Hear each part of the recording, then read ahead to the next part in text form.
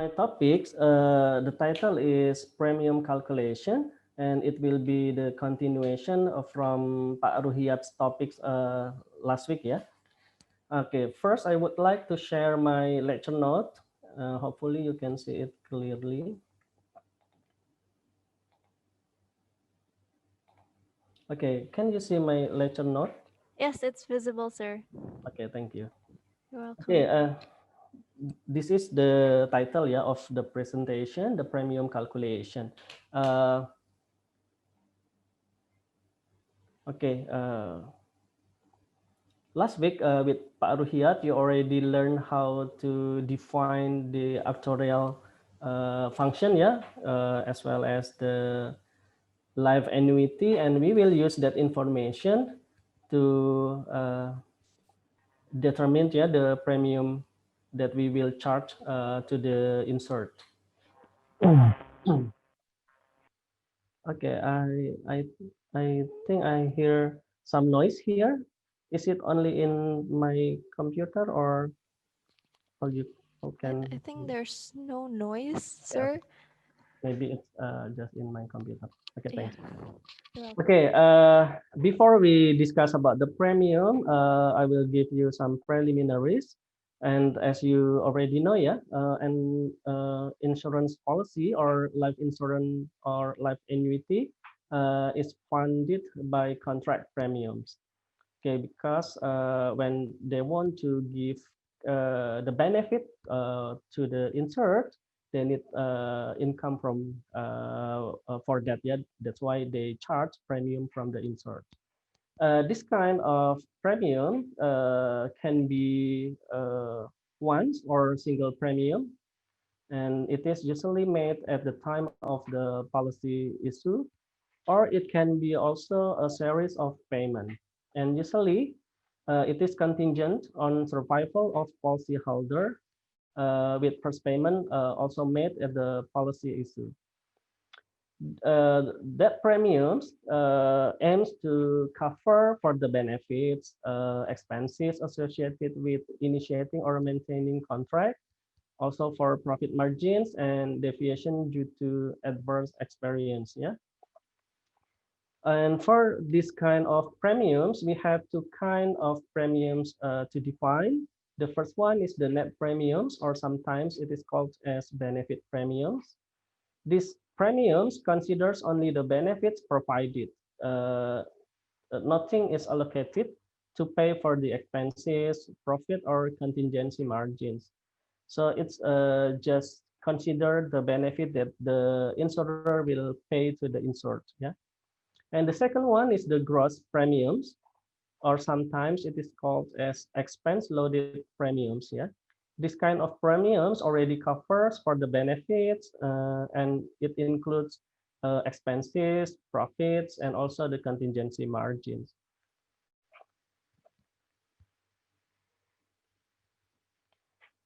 And in this lecture, this is the topics, yeah, that I will deliver. The first one is the definition of the contract premiums. I will give you two definition. Yeah, the first one is the net premiums, and the second one is the gross or expense loaded premiums.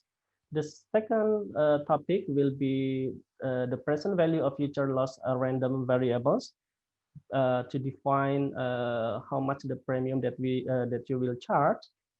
We need this function first. Yeah. And the third topic will be the premium principles. In this lecture, I only will give you one technique, that is the equivalence principle or actuarial equivalence principle. Yeah, I will confine our discussion into this one principle only. Yeah. Okay, the first topic, this is the definition of random future loss. And as you already know, yeah, an insurance contract is an agreement between two parties. The first one is the insurer.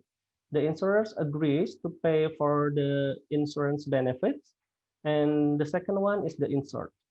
Yeah, for the exchange, in the exchange for the insurance premium to be paid by the insured, yeah, uh, to get the benefits from the insurer.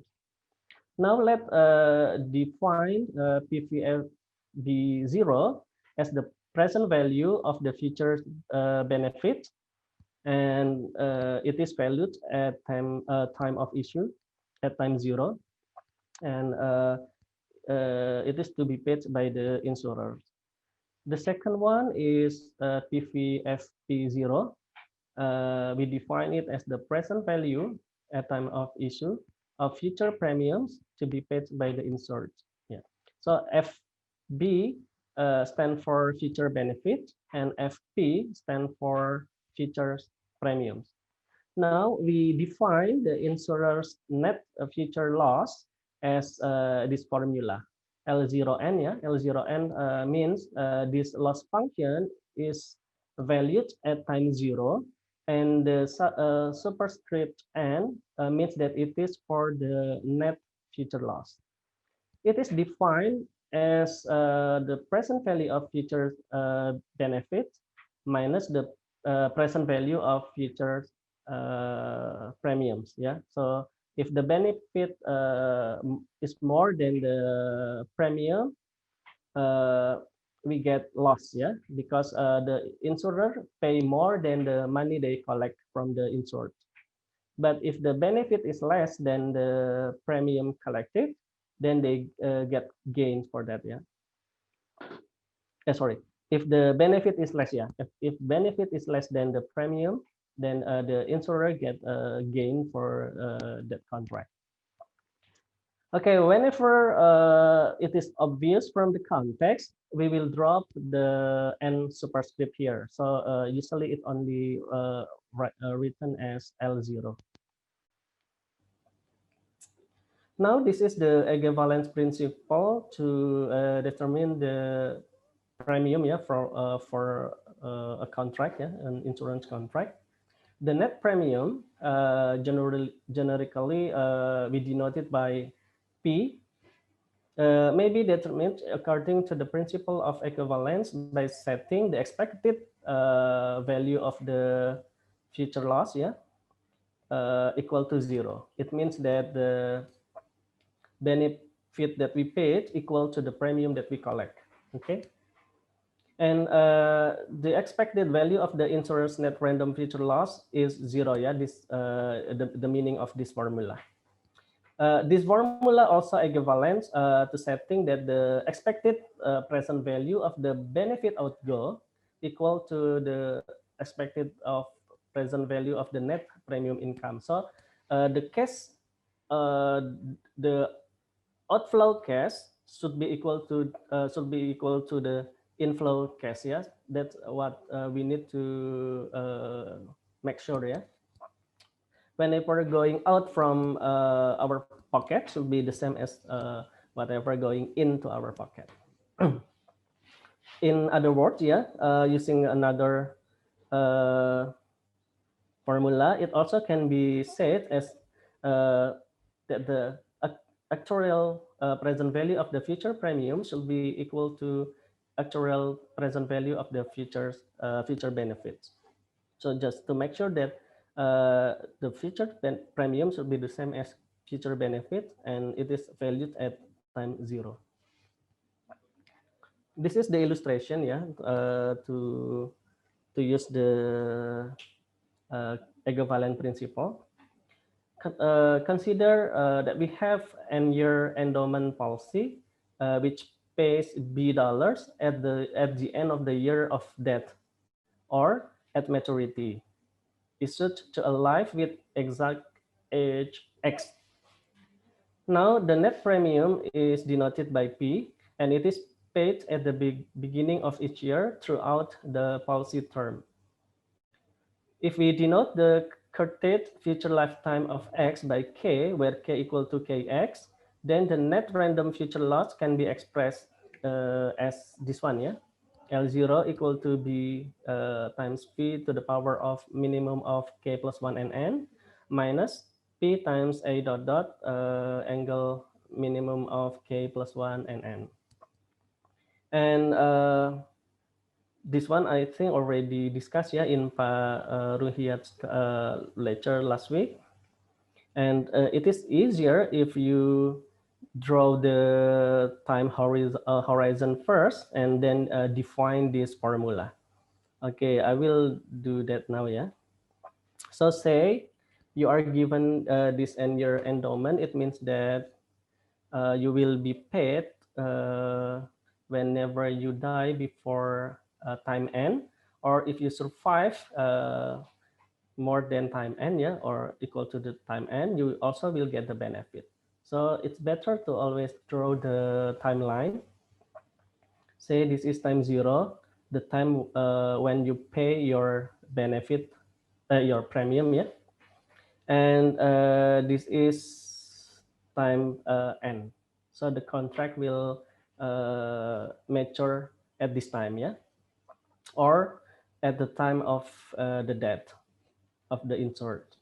Say that the time of the death of the insured, the future lifetime is Tx, yeah, and Tx somewhere here before time end.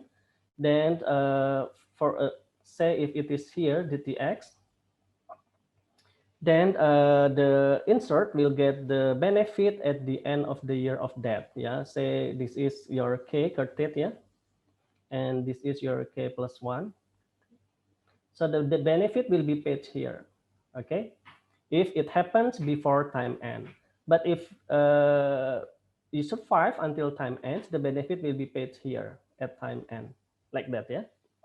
So if you want to find the uh, actuarial present value of the benefit, yeah, futures benefit, it will be, remember that present value means you need to bring this number to time zero. So you discount, yeah, this one with the appropriate interest rate. So this B will be discounted, yeah, with fee to the number of year from time zero to the time of the death. Okay, to the time of the payment, not the death. Okay, the payment will be in K plus one if he dies before N, or it will also be paid here if he survive until time N. Okay, so whenever earlier he will get the payment. So the time until the payment will be the minimum of this number or that number, the minimum of K plus one and N, like this, yeah. That's the present value of future benefit. Now, for the premium. Okay, the premium will be paid uh, uh, by the insert, yeah, to the amount of P whenever he is still alive until time end. Yeah, time end is the maturity of the contract. So say like this case, if he dies before time ends, say here, somewhere here, yeah. So he will only pay until this one, yeah, until this point K, yeah. And also it is paid from the initial time, yeah, time zero, like this one. So it will be paid like this, or if he survive until time end, he will continue the payment until this one, okay, until that one. So the number of the payment will be the minimum of this number, yeah, of this number or that number. So the actuarial present value of your future premium will be, because this is a series of payment, we will use life annuity, yeah. So with the amount of the payment is P, and it is a annuity due because the payment is in the beginning of the period. So we will use a dot dot to denote that it is a annuity due. And the number of a payment, it depends on whether you survive until time end or you already die before that one. Okay, and the number will be, if you die somewhere here, yeah, then it means that you only pay until this point. And the number of payment will be K plus one because you start the payment from time zero. So we have K plus one payment. But if you survive until time end, at time n you don't need to pay the premium, yeah, because the premium is paid in the beginning of the period. So the last payment will be at time n minus 1. This one, yeah. So the number of payment will be n. So whatever come earlier, it will be our number of payment. So it will be the minimum of k plus 1 and n, like this, yeah. Okay, now we already have actuarial present value of futures benefit this much, and also actuarial present value of future premium this much. Now we only need to make the loss function. Yeah, the loss function is defined as the actuarial present value of future benefit minus APV of future premium. So just write down this formula and that formula, yeah, and we will get this the formula like this one. Okay, this is the loss function, yeah. Now we want to find the expected value of the net random future loss, because the premium is determined using this formula, yeah. We want to make the expected value of the loss function equal to 0. So you just need to take the expected value of this number and the expected value of this one, the expected value of phi to the power of minimum k plus 1 and n is already denoted by Pak Ruhiat last week, yeah. It can be written as ax angle n, like this one, yeah. This is a term actuarial function. And also this expected value for this live annuity, yeah, a dot dot, or also already defined last week, yeah, by Pak Ruhiat, and it can be written as a dot dot xn. So this is the expected value. We have two notation for this expected value. The first one in actuarial function, the second one in annuity function, yeah. Now, using the principle of equivalence, we make that expected value to be 0. So just make this number to be 0, and we solve for p, and we will get the amount of the premium p equal to b times ax angle n divided by a dot dot x angle n, like this one, yeah. And as I said before, this loss function is defined in the form of phi to the power of this one, yeah, and a dot dot minimum of k plus 1 and n. It has two form of random variables, and sometimes it is easier to write down the random variable in the same form to help us to define the expected value and the variance more easily. Yeah? So this expected, not this, the loss function can be written as a function of this form only, yeah, by changing this a dot dot using the formula of phi, last week, yeah, with that Pak Ruhiat already defined. So because we have this relationship a dot dot minimum k plus 1 and n equal to 1 minus phi to the power of minimum k plus 1 and n divided by d, we can substitute this value into this equation. Yeah, so we have L0 will be that one, B phi minimum k plus 1 and n minus p times that one. 1 minus p to the power of minimum k plus 1 and n divided by d, like this, yeah. And then we collect the same term, the term with the same with this v to the power of minimum, yeah, we can collect this one and that one. So we will have, it will be b, this one and that one, we will have plus, yeah, minus times minus give you plus p over d times b to the power of minimum k plus 1 and n plus, minus p over d.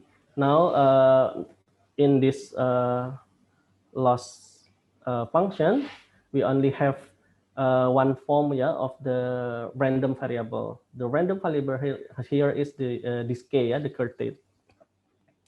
And if it is already like this, then we can find the variance for the random variable more easily. So the variance for that one, yes, the variance will be, the variance of L0 will be the variance of that one, yeah, the variance of P plus P over D times B, the minimum K plus 1 and N minus P over D. And because this is only a constant, the variance will be 0. So we can simplify this variant function into this one, yeah, B plus P over D times V to the power of minimum K plus 1 comma N, like this. And because this is also a constant, using the property of the variance, we can bring this one to the front by taking the square of it. Yeah, so we will have like this one. So the variant, we bring this constant to the front, we get square. And then last week, when you learn the actuarial function with Pak Ruhiyat, the variance of v to the power of minimum k plus 1 comma n can be written like this one, yeah, 2ax angle n minus axn square.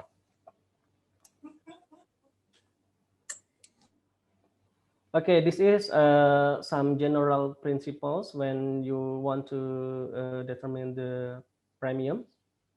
Okay, when calculating the premiums for discrete premiums, remember that the first premium is usually assumed to be made immediately at issue, yeah, at time 0.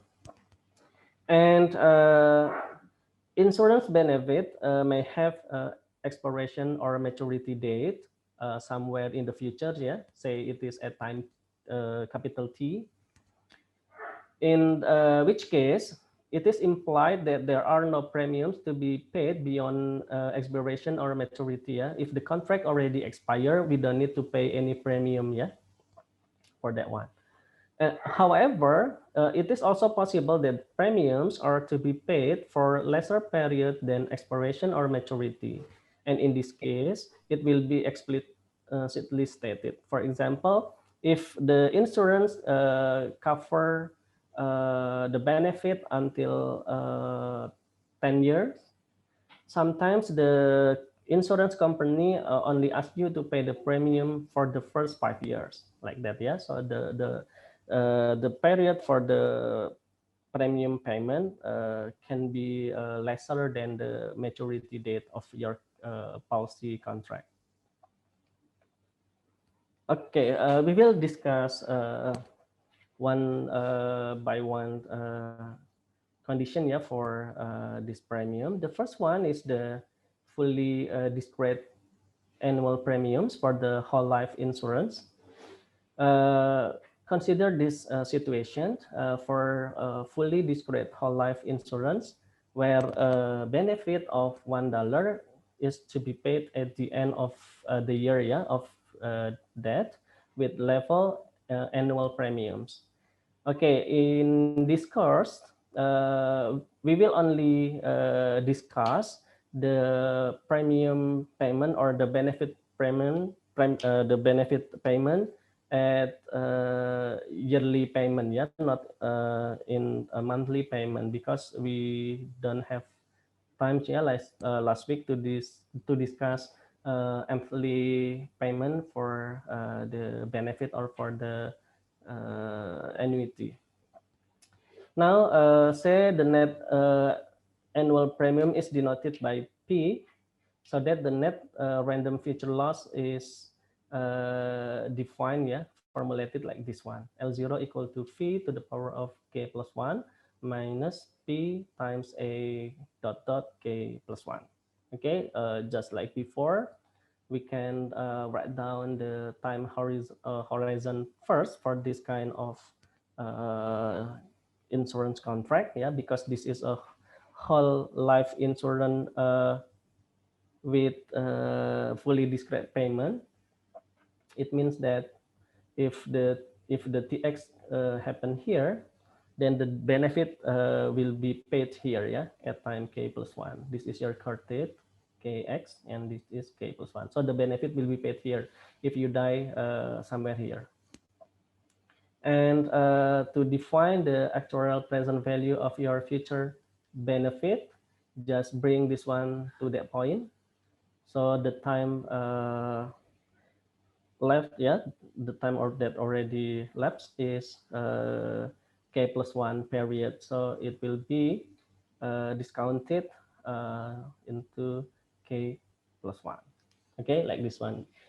And in this case, k is the random variable because we don't know the number yet. Yeah, and also for the payment, and this is a fully discrete whole life insurance. Yeah, it means that the payment is the payment of the premium is in the beginning of the year. So we have like this one for the premium.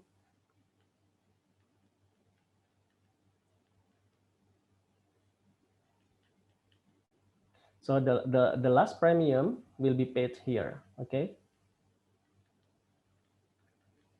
Like this, because the person already died here, okay? And for this one, the actuarial present value for your future premium will be the series of payment. It means that it is an annuity with level payment, yeah, P. So it will be a dot dot because this is uh, the payment is to be made at the beginning of the year.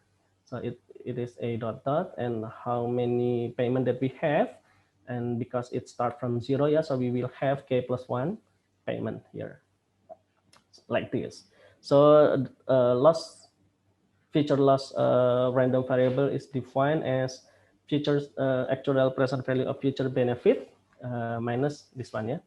So it will be and the benefit is paid for $1, so b equal to 1. So we have phi to the power of k plus 1 minus p a dot dot k plus 1, like this. Okay, so this is your uh, loss function. And by the principle of equivalence or equivalent principle, yeah, we take the expected value for this loss random variable and make it equal to 0, and we will have this one, yeah. Just make this expected value equal to 0, and we will have this one. And from last week, we also have the expected value of phi to the power of k plus 1 is denoted by ax, and the expected value of a dot dot k plus 1 is denoted by a dot dot x, like this one, yeah. And for the variance of L0, also you can do the same thing like I did before, yeah. You can change this a dot dot using 1 minus phi to the power of k plus 1 over d, and it will be easier for you to handle for the variance formula, yeah. Okay, I will show you that. Okay, before that, I think it's better for me to stop my video so you can see the lecture not uh, more clearly, yeah.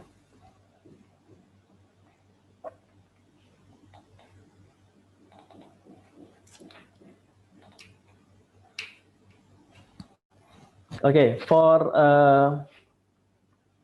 L0, we have phi to the power of k plus 1 minus p a dot dot k plus 1 like this. And it's easier if you write this one in the form of phi. Yeah? So we can write it as p times 1 minus phi to the power of k plus 1 over d. And just like before, we collect the same term.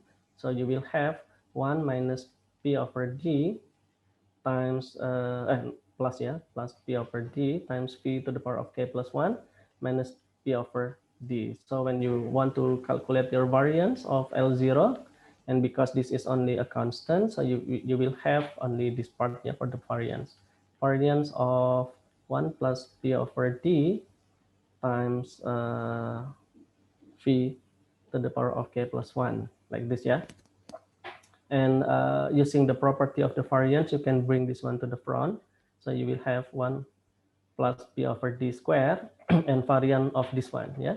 Variant of phi to the power of k plus 1 is already defined last week, yeah.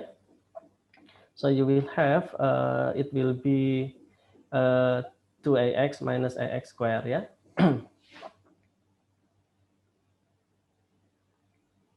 So it will be 2ax minus ax square over, not over, multiply by this one. The place is not enough, yeah.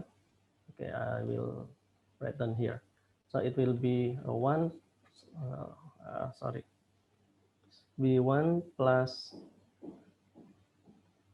p over d square, and the variant of this one is 2ax minus ax square, yeah. And also you can use the information of this one, yeah, because you have p equal to ax over a dot dot x, you can use this information to change your p here, and you can get this simpler notation for the variance. Okay. Okay, yeah.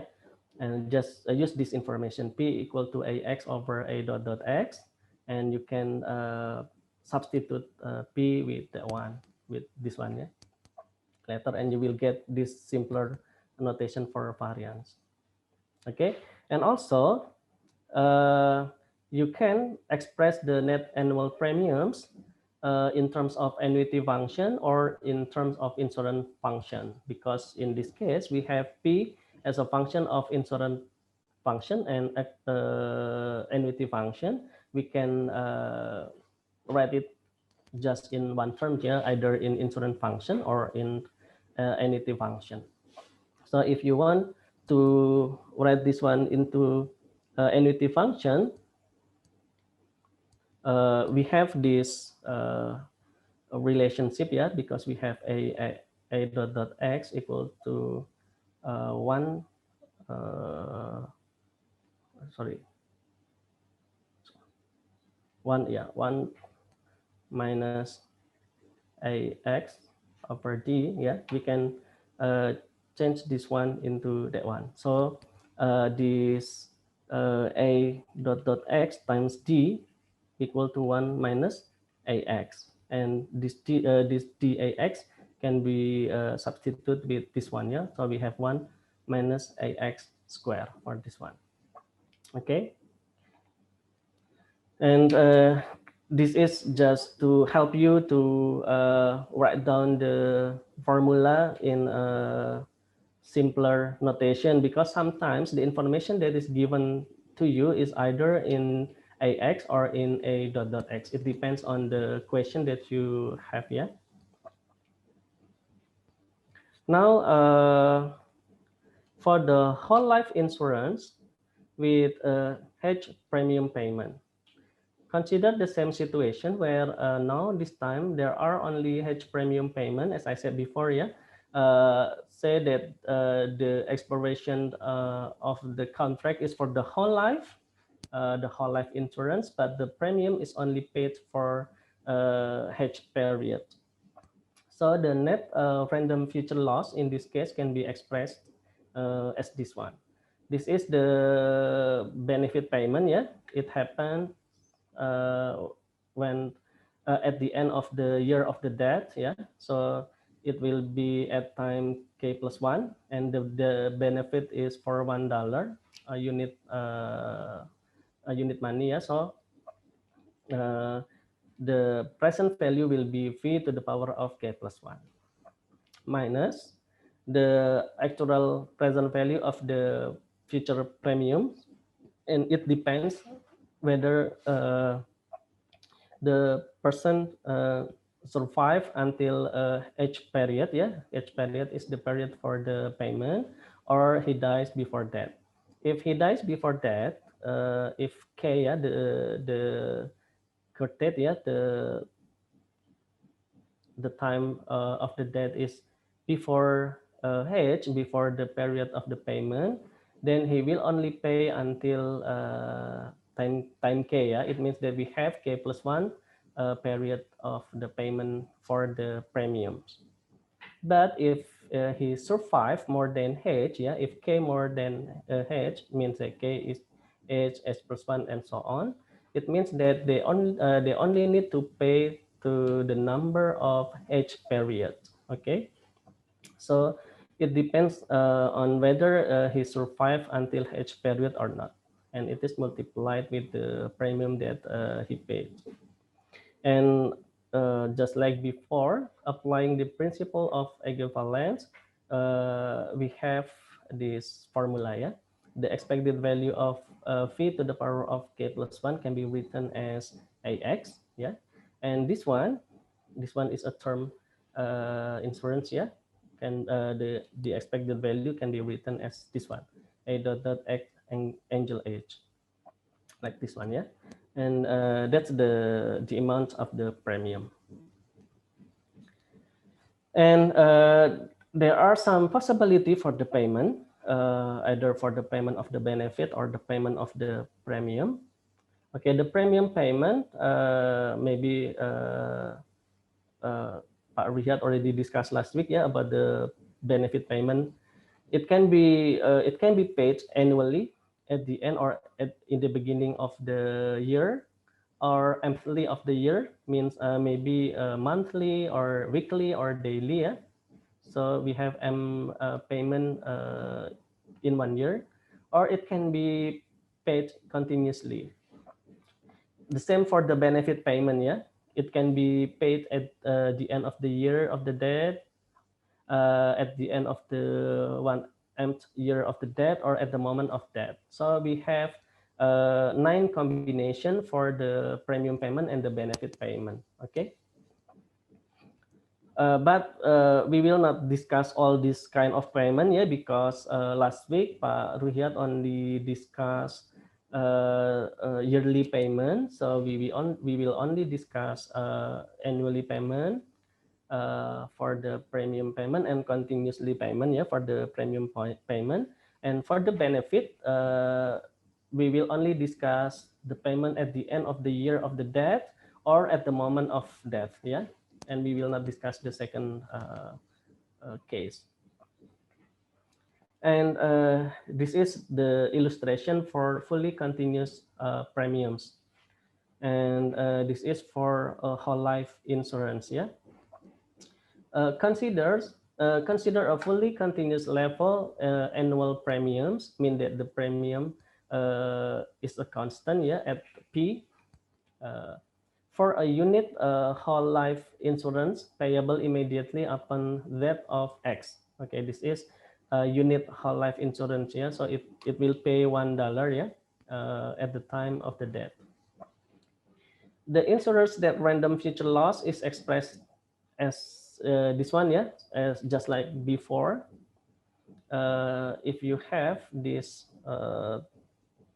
time horizon for the insurance, this is time 0, and this is the time of the death. Yeah, and this is fully continuous. It means that the payment will be paid, the benefit will be paid at this point. Yeah, and also the premium also will be paid until that point.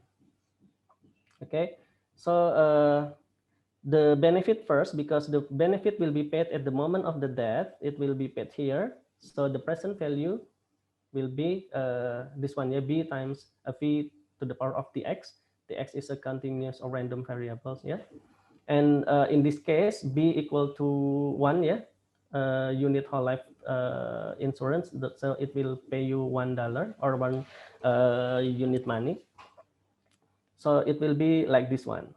And the premium payment also continuous, yeah, fully continuous. It means that the payment is in a continuous payment like that one, yeah, with a rate of $P per year, like that one, yeah, like this. So the present value of this premium payment will be P a bar, like this one, yeah, a bar TX, like this.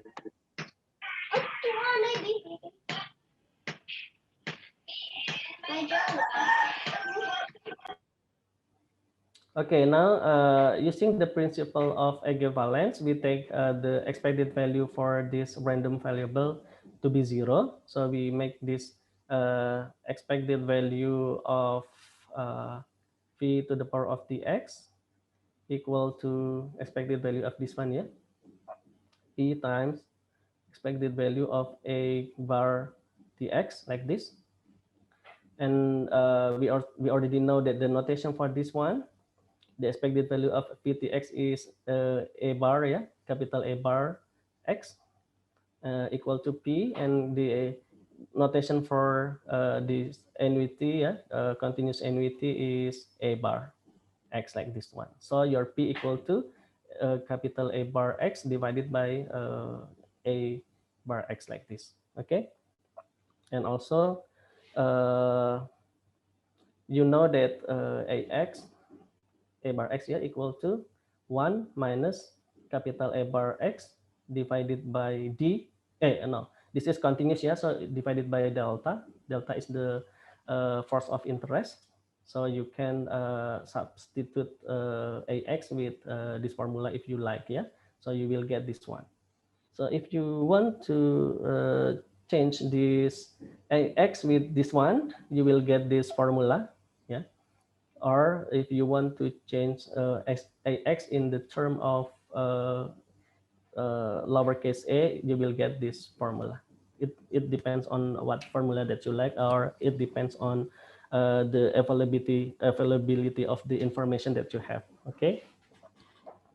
Now the variance of the insurance net random future loss can be expressed as this one, yeah, because now you have this formula as before. You can change this a lowercase a bar with this formula, and you will have uh, in a simpler notation later, yeah.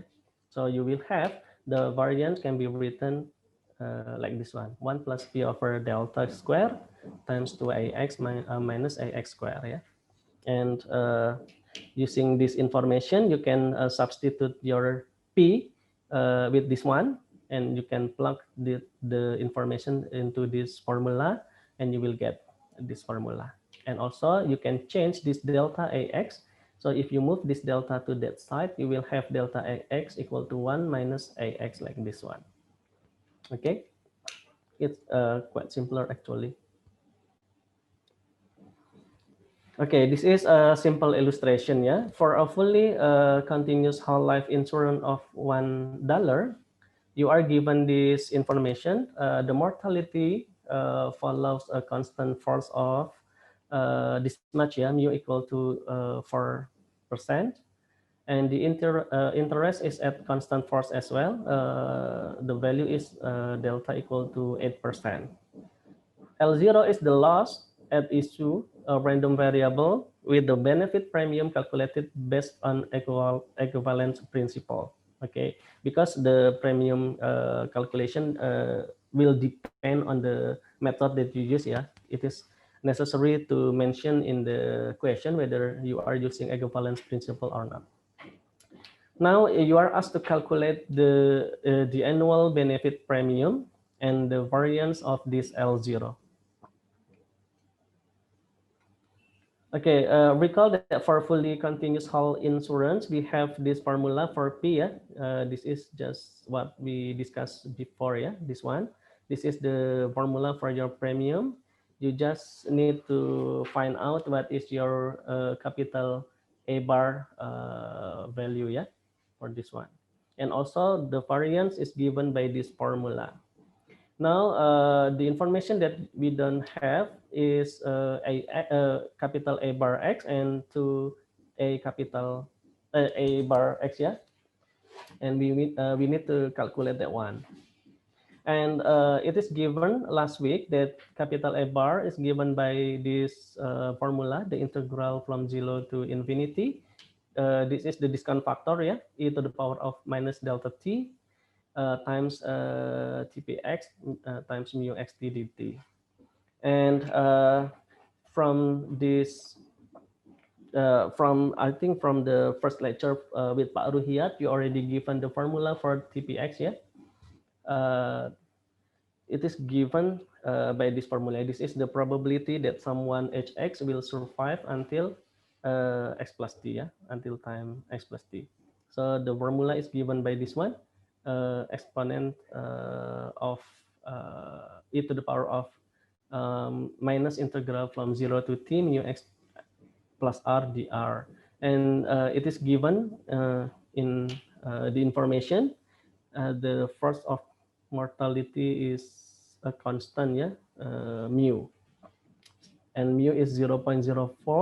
So we can find the integral easily. No need to do with numerical integration, yeah, it's because this is very simple function. So you have this one for your TPX. Now for capital A bar X, you already have this information. You also already have the value for your mu. So you just plug all the information to this formula and you get your AX equal to 1/3. So you can put this value into the formula of your premium. It is given by this formula. Yeah. So the premium for the benefit of $1 for the whole life, yeah, for the whole life insurance is 0.04. This is the premium that you need to pay. And to calculate the variance, we need this number, yeah, to a capital X. So this is given by the formula of a capital A bar by changing the delta into 2 times the data, yeah, the del, yeah, 2 times the old delta, uh, and the result is this one, yeah. Just change the old delta 0.08 with 2 times that. So we have the value of the second moment is this one, yeah, 0.2, and we just need to put this number to the formula and we get the variance of that one is 0.2, yeah, and it's quite big, yeah, compared to the price premium value 0.04. Okay, that's the first illustration, yeah, for continuous case. Now, for the same fully continuous premiums, but for endowment insurance, the previous example for whole life insurance. Just like before, now the maturity time of the contract is n year, yeah, because this is an n year endowment insurance with benefit of $1. So if we denote the future lifetime of x by t, where t equal to tx, the future lifetime, yeah, then the net random future loss is this one. So if he dies before he reach n year, then he will get this one, yeah. So the benefit will be paid at time t, where t less than n, and the payment also will be made until time t. So the premium is given by the actuarial present value of the premium is given by this formula, yeah, p times a bar t. But if he survive until time n, then for sure he will get the benefit at time n. and the value will be 1 times v to the power of n. This is the time where the payment will be paid, and the premium also will be paid until time n. Okay, it depends whether your lifetime less than n or more than n. So by taking the expected value of this one, you will get the premium will be capital A bar xn. Yeah, this is for endowment actuarial function, and this is the annuity, yeah, or the expected value of this one, like this one. And just like before, this is just playing with the formula, changing a capital A bar using lowercase a, yeah, and you will get the same formula like this one. And the variance just pretty much the same as before. You can simplify L0 first. Instead of using a t, you can change this one into VT, and you will get the simpler formula like this one. By using this information, yeah, that your P equal to that one, and you change that P, you change this P into the formula, and you will get the simpler notation for your variance like this. Okay, now so far the premium that we discussed doesn't consider any expenses that the company should pay. Yeah? For example, the uh, salary for the staff, the the rent cost for the office, etc. Yeah. So we have actually the company has a lot of cost for doing this business. Yeah. So we need to put the cost into the premium, and later we will discuss the gross future loss, yeah, for this insurance. Okay, there are some types of insurance expenses. The first one is investment related expenses. For example, for doing the analysis of the investment, cost of buying the investment product or selling the investment product, and for servicing, yeah, there are some kinds of investment related expenses. Because the money that you collect from your customer will be used for reinvestment. Yes, the money will not be kept in the office. You need to invest that money. So there are some costs related to the investment. And for the insurance itself, there are some insurance related expenses. The first one is the acquisition. This is for agents commission, yeah, for underwriting process and preparing new records. And also for the maintenance, for example, uh, for premium collection, because you need to collect the premium from your customers, right? So you need cost for that. And for policyholder correspondence, yeah, you need cost as well for this one. And the next one is the general expenses. For example, for doing research, yeah, about the condition for the insurance, yeah, and for actuarial, accounting, taxes, yeah, and also for a settlement. And for the settlement, for example, for claim investigation, legal defense, and disbursement, yeah, because when your customer uh, try to claim, you need to check whether uh, it is all the requirement is satisfied or fulfilled or not, whether it is not because of suicide or so on. Yeah, so you need to do some investigation, and it will cost you some money as well.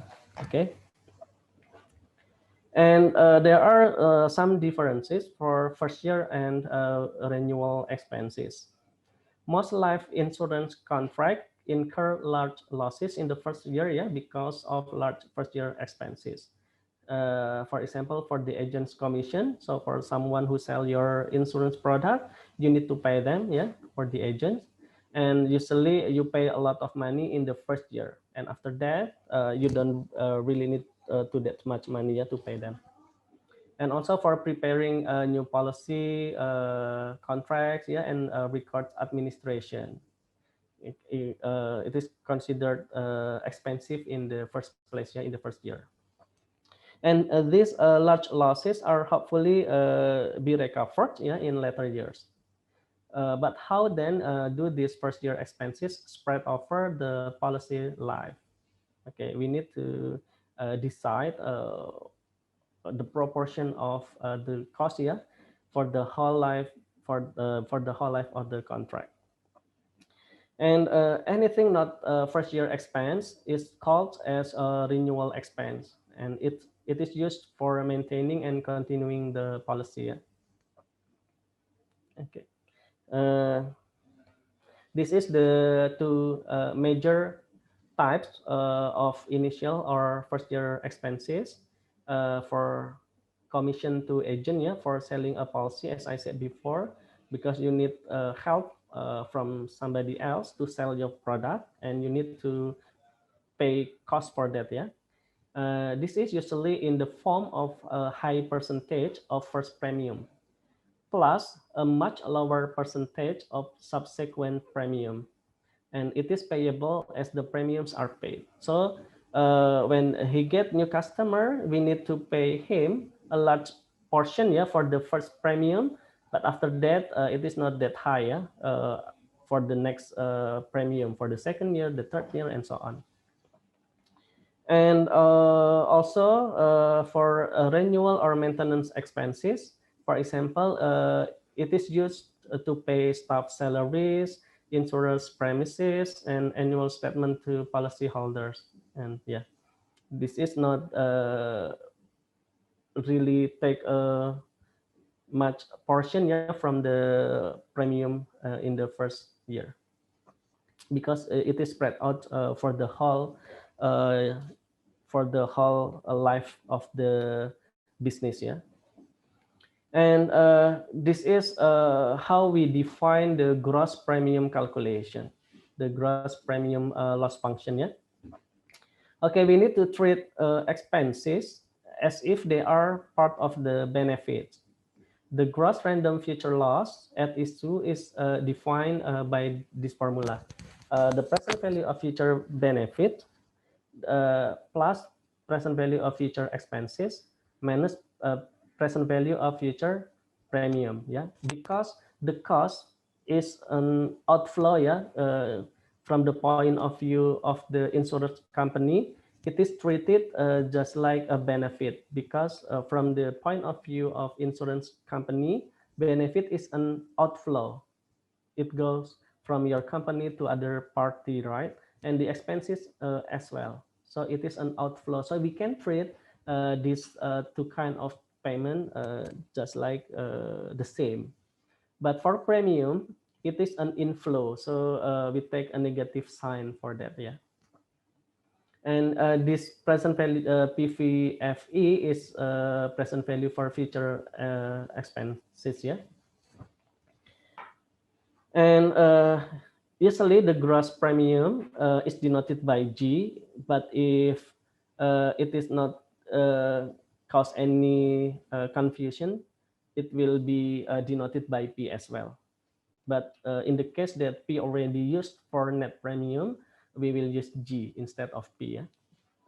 And it may be determined according to principle of equivalence by setting the expected value of your loss future value, yeah, loss of random variable equal to 0. And this is equivalent to setting that the expected value of present value of future benefit plus the expected value of present value of future expenses equal to the present value of future premium, yeah, just like before. This is very similar to the formula for net premium, except for this part, yeah.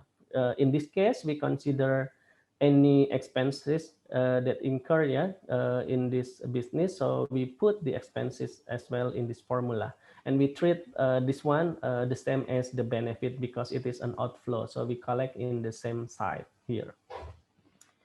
Okay, in other words, if you use actuarial present value, the notation can be written like this one, yeah. Actuarial present value of your future premium equal to actuarial present value of future benefits plus actuarial present value of future expenses. And this is the illustration for calculating the premium, yeah, if we also consider the expenses. You are given this information, 1,000 fully discrete whole life policy issued to someone age 45 with level annual premium. And it is priced with the following expense assumption. Okay, so the benefit is $1,000, yeah, for example, and the age of the insured is 45. This is the expense. For the first year, the expense that related to the percentage of the premium is given like this one. For the first year, it is 40% of the premium. And after that, for the renewal years, for year 2, year 3, and so on, it will be 10% of the premium. Okay. For example, this is the agent's commission, yeah, because usually agent's commission is write it in is written in a percentage of the premium. And this is for per 1,000 benefit. For first year, it costs you $1, and for the renewal years, it costs you 0.5, yeah, or 50 cent dollar. Okay, this is for illustration is for the medical expense, yeah. If someone will get 1 million benefit and compared to someone that will get only 1,000 benefit, of course the insured that will get higher benefit will be required to do more medical testing, yeah. We will require more information about this person uh, compared to the other person that will get lower benefit. That's why usually it is different. It will give you different costs for different benefit. Okay, so in this case, we have per 1,000 benefit, it will cost you $1, and this cost will be different if the benefit is more than this number. And another expense is related for the policy, and for the first for the first year, it will cost you $5, and in the renewal years, it will cost you $2.50. For example, this is for doing the recording, yeah, for the policy holder. Yeah, it doesn't matter whether it will give the benefit $1,000 or $10,000. The recording still needed, yeah, at the same cost. Okay, in addition, we assume that mortality follows the survival ultimate life table with interest rate $5, and we need to calculate the expense loaded annual premium. Okay, uh, I'm not sure whether Pak Ruhiat already discussed the life table or not, but you can find this survival ultimate life table in the appendix of the books, yeah, by Dixon.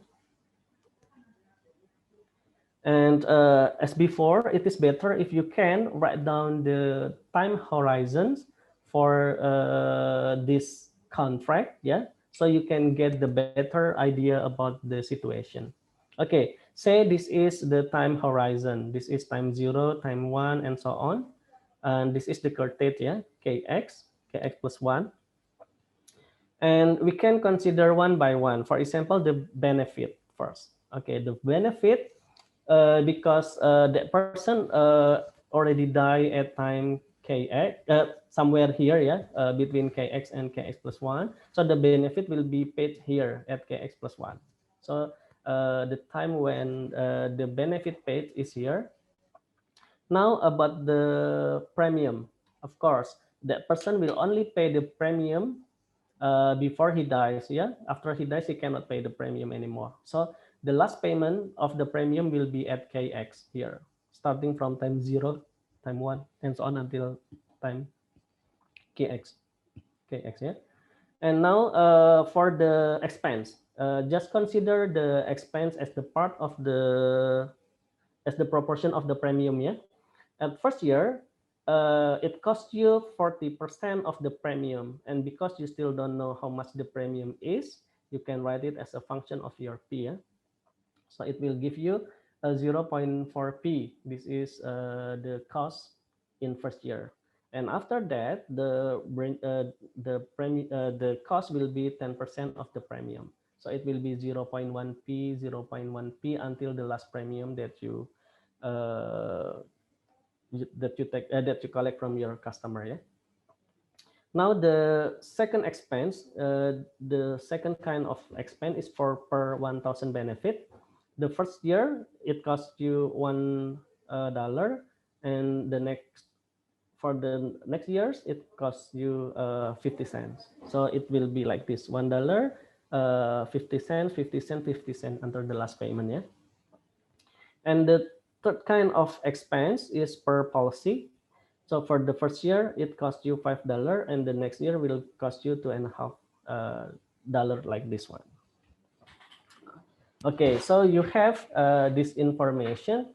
Now it depends on how you see this problem, yeah, whether you can collect the term with the same kind, yeah, or not. Okay, now the expected value for the present value of the benefit. Okay, because it will pay 1,000, you need to bring this number to times 0. So you discounted this number uh, to the time of kx plus 1. Yeah, so it will be 1,000 times p to the power of k plus 1. This is for the benefit. And remember that you treat expense like benefit. Yeah, so it will give you positive sign, yeah, in the formula. Okay, for expense number one. Expense number one is like this one.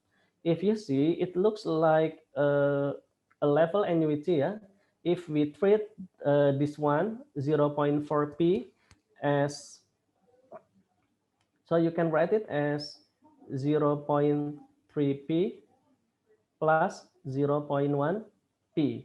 So you have this one 0.1p, 0.1p, 0.1p. So it is an annuity, and we can collect it here 0.1p times a dot dot angle k plus 1. Okay, and don't forget that we still have extra term here, so we add another 0.3p here.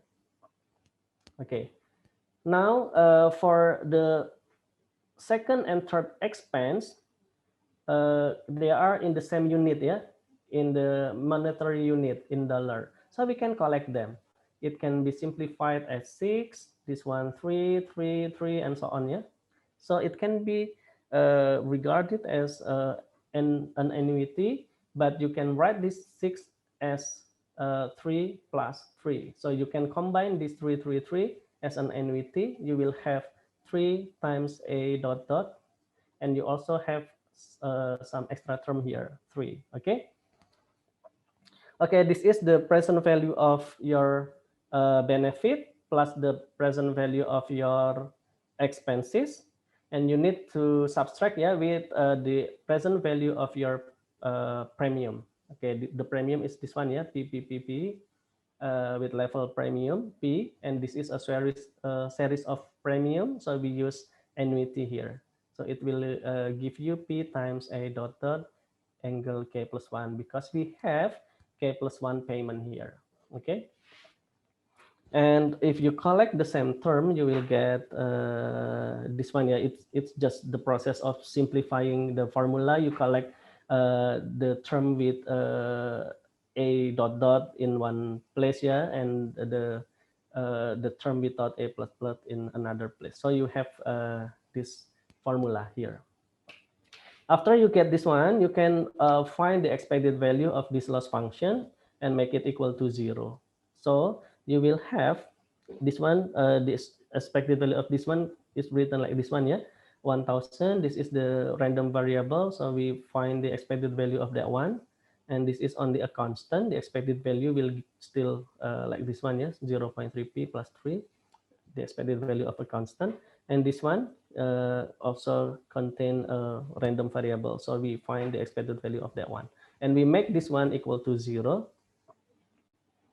So we have this one, yeah. Remember that expected value of phi to the power of k plus 1 is capital A x, yeah. And the expected value of this a dot dot is just a dot dot x. So we have this one. Okay. Now how to get this value for ax and a dot dot x? You can check the appendix, yeah, the appendix part of your book by Dixon, and see for x equal to 45, because it is given in the question, yeah, that the person age 45. And using I equal interest rate equal to 5%, we have a 45 equal to this one, and a dot dot 45 equal to this one, and we plug into this formula to get the P. So the premium is $13.22. Okay. And yeah, this is the illustration, yeah, for expense loaded premium when you already put all the expense in this contract, like that. Okay, that's all that I can share with you. And the principle of this method actually can be applied to uh, any kind of insurance, yeah. Either it is for pure endowment insurance, yeah, you already get the formula from Pak Ruhiyat last week, and you just need to find the expected value of the loss function and make it equal to 0, and you solve it for P. Okay, I think that's all, yeah, from me. Thank you. I will return the session to Ardela.